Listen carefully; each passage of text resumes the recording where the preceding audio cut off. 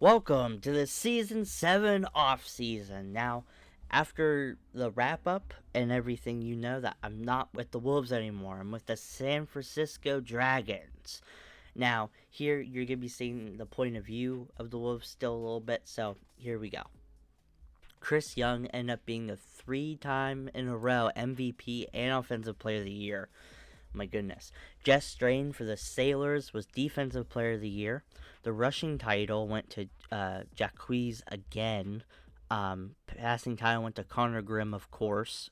Receiving title went to Ed Council from the Bullheads. He's an amazing wide receiver. He's not super athletic, but he is crazy good. Myron Draven from the Blackbirds holds the sack number to beat with 13. And the Wolves' Marion Ray has 10 picks, and total points goes to Joseph Jacquees as well. If you look here, are the final numbers for the Wolves. Young went 33 for 31 on interceptions, which ain't good. But he also had like close to 20 rushing touchdowns. I think you'll see it in a second. So, overall, he didn't do too bad, but he deserved that MVP. He really raised this team up when it came to everything. Now, Rashawn Gavin's gonna have to go down to a silver after having that awful season. He produced a lot of pressures, but his sack, or not even a lot. He produced less pressures than usual, and his sack number was way down. Tolliver actually outplayed his performance and will go up as well. Marion Ray, Zempel, Stokes, Holton, Rainey all had really good seasons when it came into coverage. The Wolves did well, but just not well enough. And if you look, here is the league wide stats. The most interceptions goes to Young with 31, and the next lowest or next highest is Caustic with 10. There's a little bit of difference in season 8. I will say, after this season, I redid all of the quarterbacks and made it so good quarterbacks are really good and bad quarterbacks are actually pretty bad. I got an interception number of the worst quarterback in the league getting 14 or 15 in the Sims, so that will be a lot better. But yeah, so here we are going into season 8, but here's the season 7 off season. Looking at the stats so far, Jess Strain definitely deserved the Defensive Player of the Year with the sacks, the tackles, and interceptions. J.C. Jacobs, though, is up there too. He's been under the radar ever since he got drafted to the Hogs. He'd be a big name if he went to a different team. Now here's the playoff bracket: Walleyes, Blackbirds, Firebirds, Stallions, Sailors, Redcoats, and Metal versus the Cavalry. If you look here, the Blackbirds beat the Walleyes somehow. Redcoats beat the Sailors just barely. The Stallions lose to the Firebirds and Neve Watts. And the Metal beat the Cavalry, which isn't that surprising because the Cavalry's defense is horrible. It's sad that Patrick Anderson with the Stallions, his time's coming to an end here in the next couple years, and he doesn't really have anything to show for it. The Metal beat the Firebirds by 1 point, and the Blackbirds beat the Redcoats. So in the championship game, it'll be the Milwaukee Blackbirds and the Metal. The Pittsburgh Metal here, one of the best teams in the league, and the Metal end up winning the championship, and Bryce O'Connell and Ty Banks have become champs again. They're basically a dynasty. I mean, I think in this series they've won it at least 2 or 3 times. The Blackbirds just come up short at the very end, and it's because of their quarterback, Caustic, who they really need a better quarterback because that defense can't carry them forever. But a very important and very different playoffs than we usually see, and we're going to the retirements. Outside linebacker Rick Hamblin, who's led the series in tackles, retires for the Condors. Former MVP Seth Furman, a surprise MVP in the first season, who was with Chicago for many years, went to the Wolves, and then he went to the Redcoats, and then he finally ended up retiring for the Flight. He had a good game against us for his last game, but near the end of his career, he really lost a lot of the speed, which made his power special. Um, Running back Nick Ghostis, another old running back retiring for the Monarchs. Houston Tabor for the Dragons retires. Ismail Baggett for the Hawks. That was a surprise. He actually really wasn't supposed to retire. He got a 3-year deal from the Hawks, but he's going to be retiring. Then Phil Ledford for the Stallions is also retiring, which is a huge blow to that Stallions offense. Phil Ledford is the route runner of the team. And then quarterback Elroy Maple, who we've heard there was going to be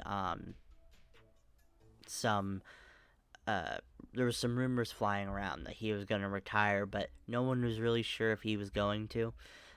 There's another set of retirements, but I just want to say that um, hopefully this looks. I know it looks different, not having blue and gold or blue and white.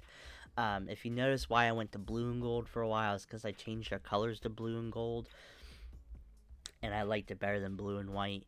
Um, They will have new uniforms both next year and the year after. The Wolves will. The Dragons will have new uniforms. A lot of the teams will have new uniforms. Um, this will be the most exhaustive retirements because I'm making room because we're doing a lot of the NCAA draft classes. So, um, and then in my off time, doing videos, I'm also doing just like playing Madden franchise. So like you'll probably see like some of those players pop up if I like am really enjoying that. Um, just play a lot of football all the time. But with the retirements though, it's very interesting. There's 14 total retirements. I can only fit 7 on one page.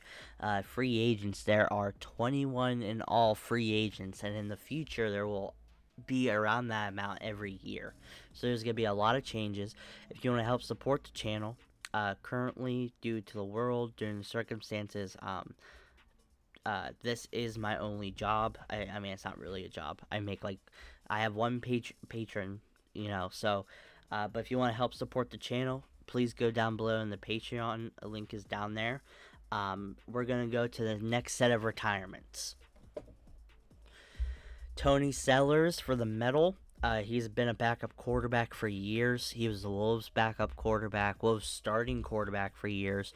And a surprise retirement in DJ Parker, who was a rookie in the league the first season. He was with what is now the Blackbirds. He ended up leaving for the Revenge, and then he left for the Hogs. But he's going to retire. He came in the league as the next franchise, the next, Chris Young. But he really didn't meet expectations. And ever since then, he doesn't have the arm. He doesn't really have the speed anymore that made him special. Free safety Joel Jarvis, who was a 20-year vet even back in the day. He's a 28-year-old vet. He came in at a young age, though. He was with the Warhogs his whole entire career, I believe. He retires. Jared Ash, former CB for the Wolves, who ended up going to the Crusaders for the rest of his career, he retires. Kyle Weeman for the Guardians retires. He was the first dual threat quarterback in the league 20 seasons ago. He finally retires as basically maybe a future Hall of Famer. We always struggle against him, even at his old age. He had the speed, he had the wheels to run away from defenses. He lost a lot of that, and he lost a lot of his throw power by the end of his career. But he ended up being a very good quarterback for most of his career, except for the last couple years. Matt Craig is a surprise retirement. He was just drafted last year by the Firebirds, but he's decided to retire because he fell down in the draft because he's the best CB in college, but he ended up tearing both of his knees up completely, tearing everything. He came back, he tried playing. I think he even got an interception, but he's deciding to leave because it's just too hard on his body. And then lastly, running back Nick Robinson for the Walleyes also retires. That is devastating for the Walleyes. Nick Robinson was supposed to be the next great running back, and he just wasn't. He never became a Todd Gurley like player, and now he did have some flashes of him breaking off long runs and destroying defenses, but um, he just never became what the Walleyes needed. And now they're more of a pass-heavy team with Terrence Thomas and Perry Pollack. And now for the free agent class, it's a big one. There's two parts of it. This is the first half of it. Ryan Humes, who was with the Gladiators, gold quarterback, one of the best quarterbacks in the league, goes down to where Kyle Weeman was in the Guardians. This makes their team absolutely special with former MVP in Ryan Humes and a former MVP at running back Joseph Jacquez.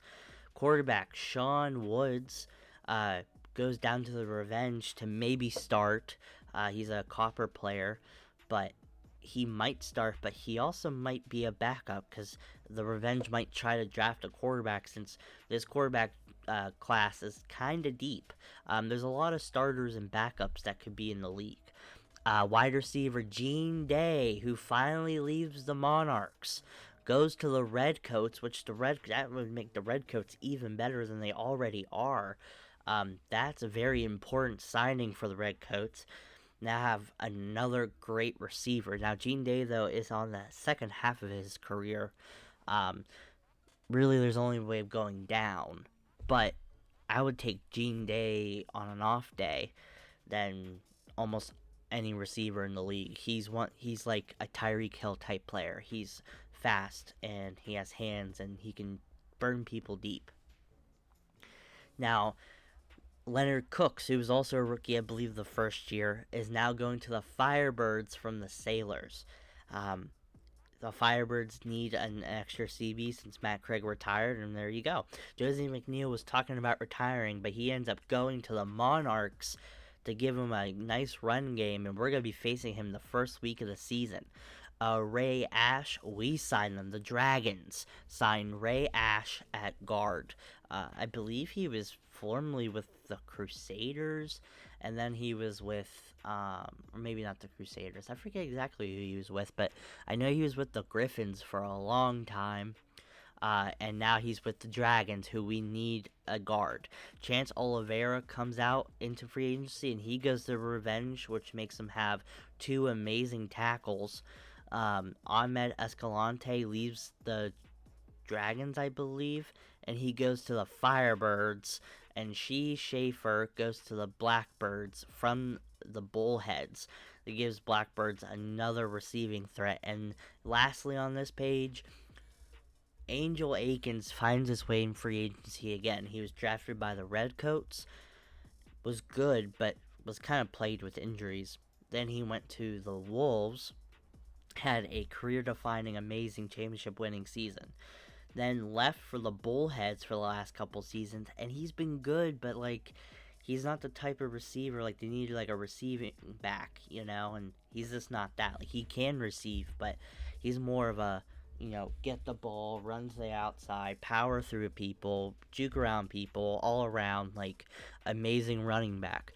But the problem with Angel Akins is he is losing a lot of his speed, but he is a fan favorite, and he's going to the Dragons. Montana Young gets his favorite running back again, but this time in the green and gold. What an important season it is this year for the Dragons, picking up two big free agents in Angel Akins and Ray Ash. The Dragons were one of the worst teams in the league, and we're going to be going into the second part of free agency.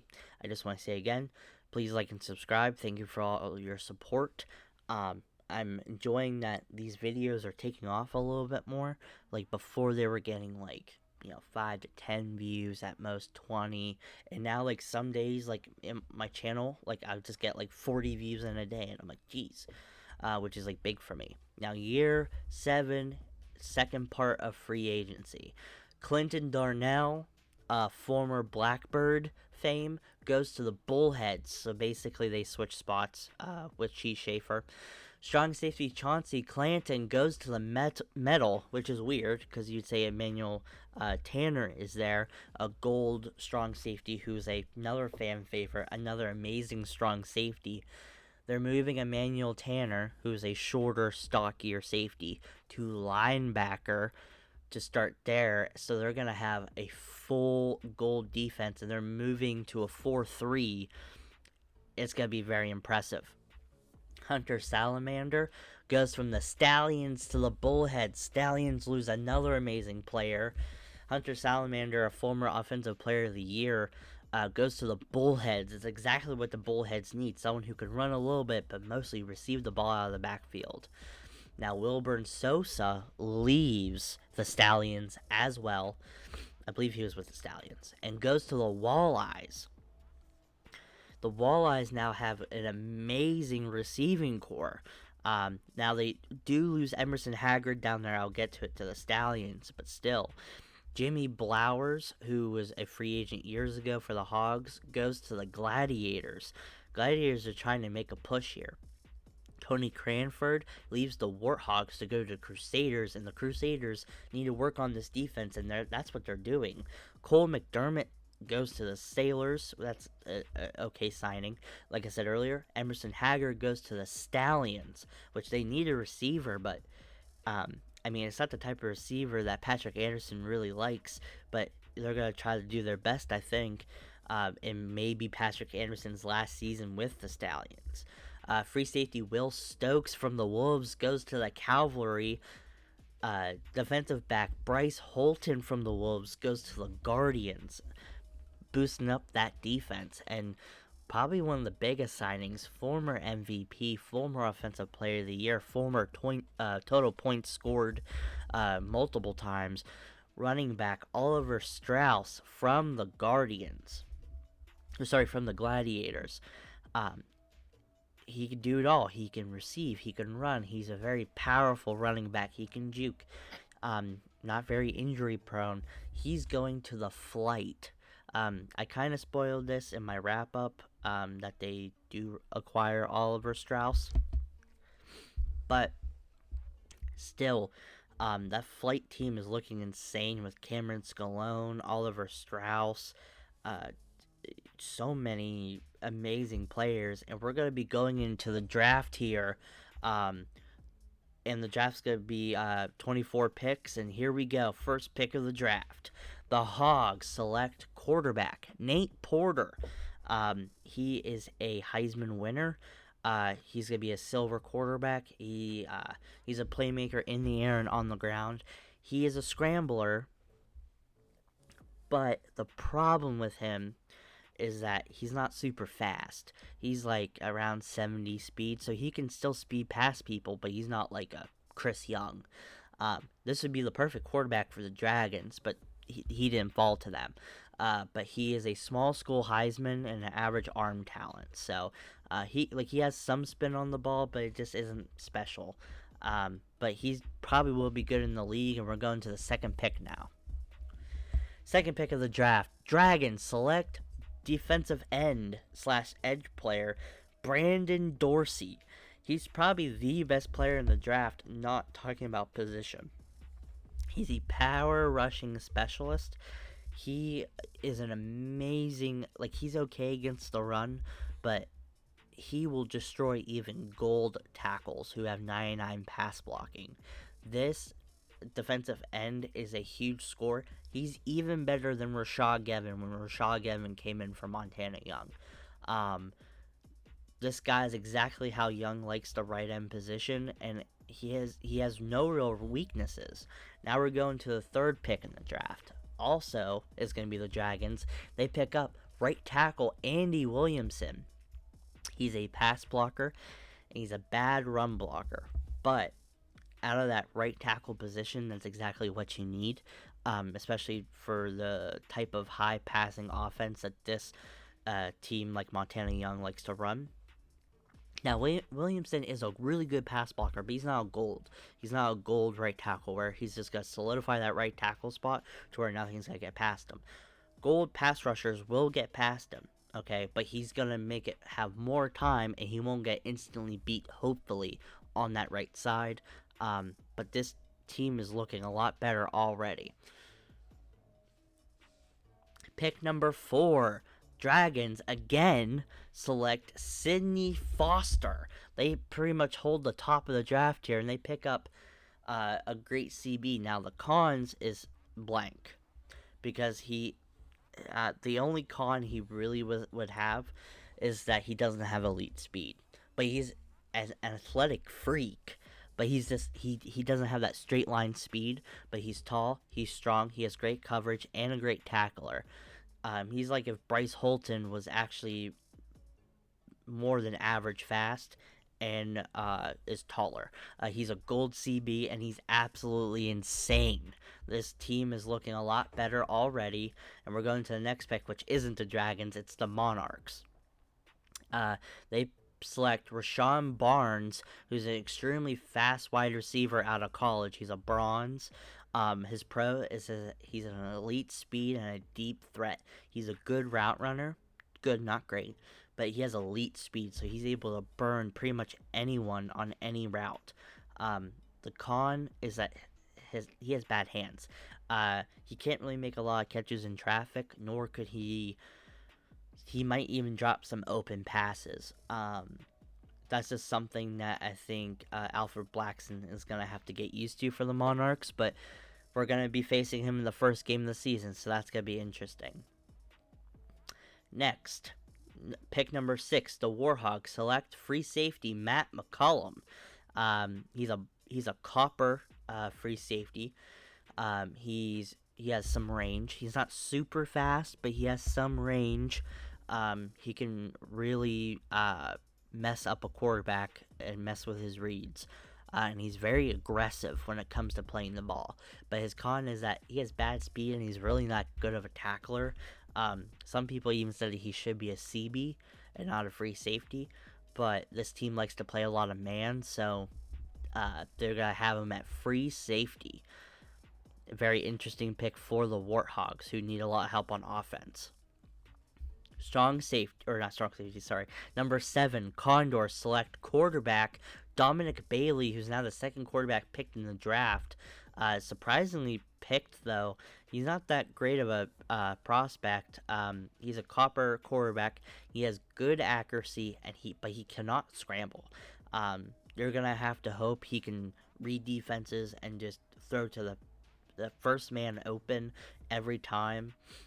He comes from a very run-heavy offense. That was like very I-form symmetric. So for him to go to the Condors is a good pick. I just don't see how he should been picked. He's like an undrafted talent, but at least he's a copper player. Now Hawks, they select the next quarterback because I think they were gonna select the last one. They pick up quarterback Ronaldo Nelson. He started for 1 year in college, which is kind of hard. He can make plays with his legs. He's a taller quarterback. He has a little bit of an arm, but he's no like speedster either. He just can use them when he needs to. And like I said, his con is that he started for only 1 year in college. So you really don't know what you're getting. He's a generic player at best, a generic quarterback. So let's see if he can grow for the Hawks, but the Hawks really need a better quarterback. Next pick, the number 9, the Dragons, with another pick in this draft, their fourth one. They pick outside linebacker Nick McCarthy, who it says he's a gold player. He could be silver or gold. It depends on how he plays. He could even be a generic sometimes. He has elite speed, coverage, and pass rushing. He could be an edge player. He's a little too small for that. He could be a safety. He could be anything. He's amazing. The problem is his size. He's he's a little bit smaller and thinner, and he's a boomer bust player. He's either going to be really great or really bad. Hopefully really great because this team would need a linebacker, and he'll be amazing to do everything. And now for, I believe, the last pick for the Dragons, unless they have another one, they pick up Brian Hunt, wide receiver. His ability to catch in traffic, his speed, and consistency is an issue, though. Um, his ability to catch in traffic, though, is 50-50. Sometimes he'll be really great, and sometimes he probably won't be. Now, what it doesn't say here is that he's actually a pretty good route runner, especially deep route runner, but um, in his offense in college, he didn't really show that much of that ability, but in practice, he has shown that he can. But here we go for pick number 11. We're almost halfway done with this. Chicago picks up what probably could have been the first quarterback picked, David Electric Johnson. Quarterback. He's a former Heisman winner. He has the speed and arm talent. He was given the next franchise label. Not nearly as fast, but he can make a lot of plays running, and he does have an electrifying arm. He looks to run first and needs better pocket presence, but also you have to remember that in college he really didn't have an offensive line. But he is going to Chicago, so you don't know. But they do have a good running game with Houston Witt with a lot of speed. So let's see what Electric Johnson can do with Chicago.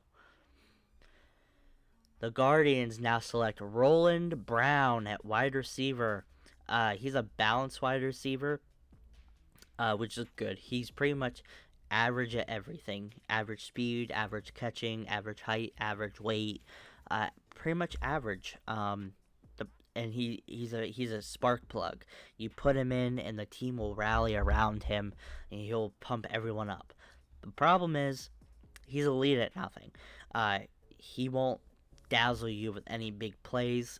It's shocking that the Guardians picked him.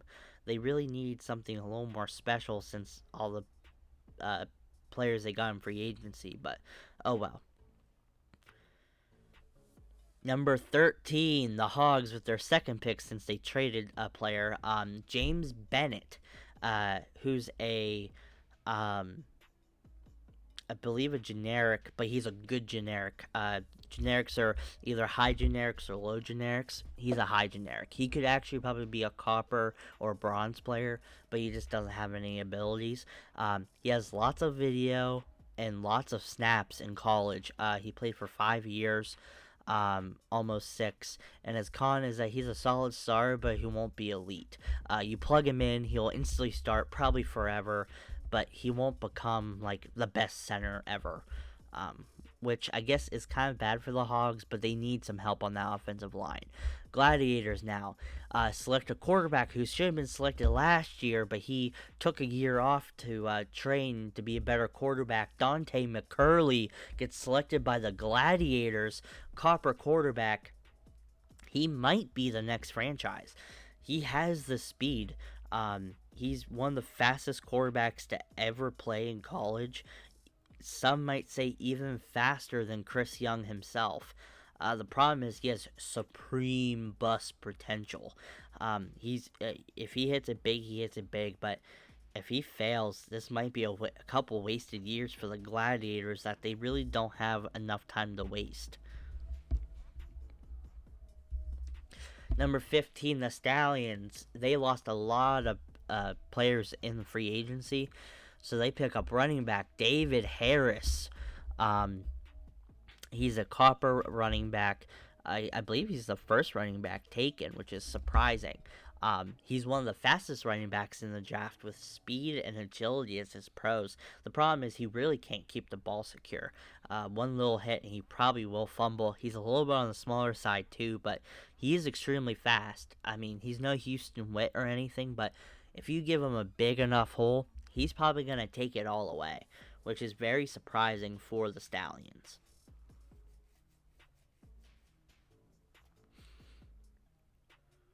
Next are the Sailors. They pick up D-tackle Scott Brown. You're going to see a lot of these players are kind of getting worse and worse as this goes on. Pass rusher at first. He's a good pass rushing D-tackle. Nothing super special pass rushing wise, but you can either slot him in on third down or just like hold him in, if you're facing like a pass heavy team. The problem is he's really bad at attacking the run. He has no ability to stop running plays, really.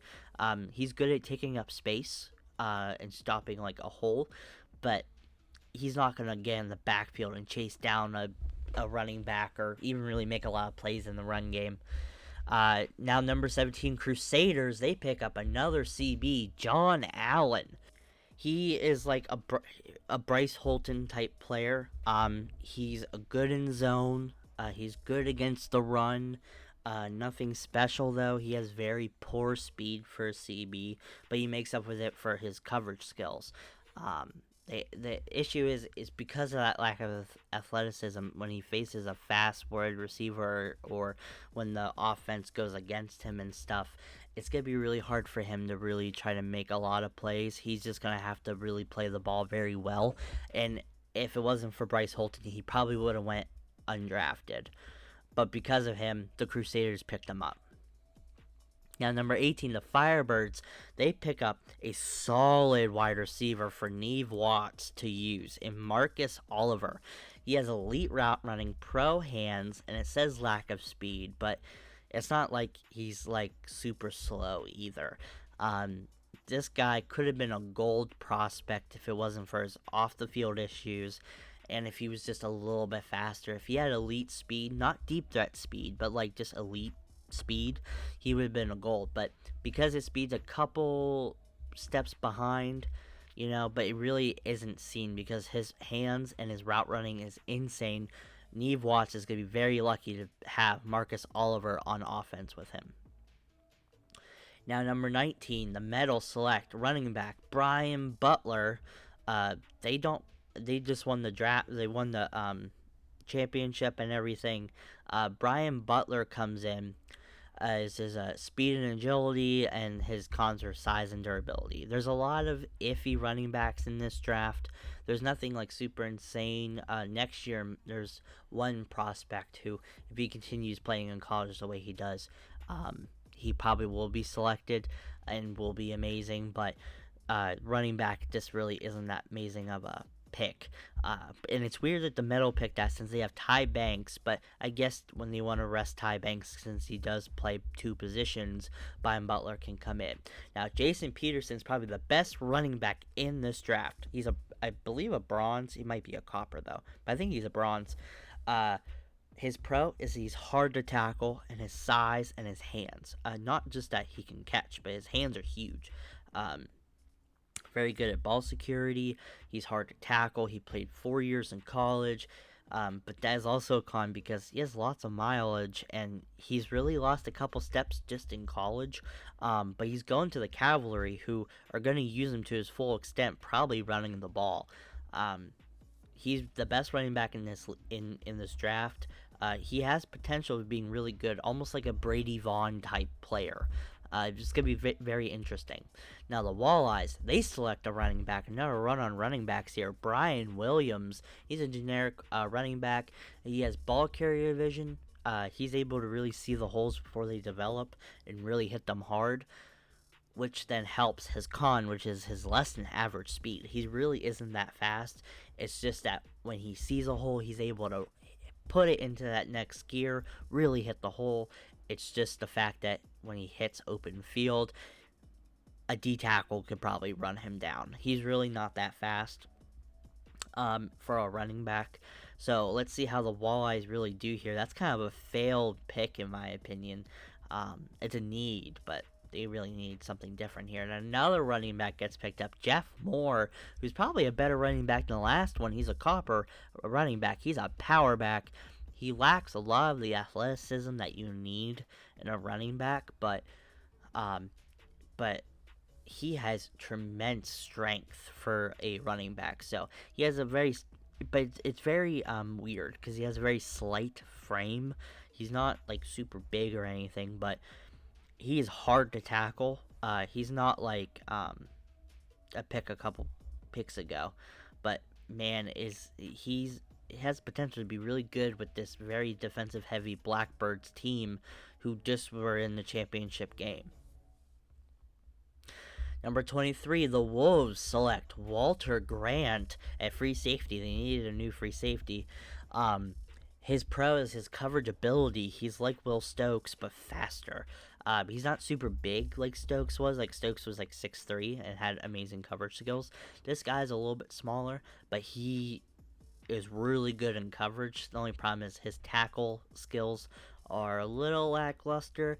I think he's a better free safety than others in this draft, but which is a good pick for the Wolves. But um, without their defensive-minded head coach Montana Young, it's gonna be hard to see how their defense can be better with a lot of losses like Holton and stuff and Grant. So then finally the Redcoats, they pick last. Um, Otto Matthews from the Discord in this draft. He was the only one that wanted his name in the Discord. If you guys want to be in the draft, put the name down below in the comments. Put him down below in the uh, uh, Discord as well. But they pick up Otto Matthews, who is very tall and a big hard hitter at strong safety, but he lacks his speed and coverage skills. That'll be it for the off-season video. Next video will be Game 1 of Season 8. I'll see you guys next time.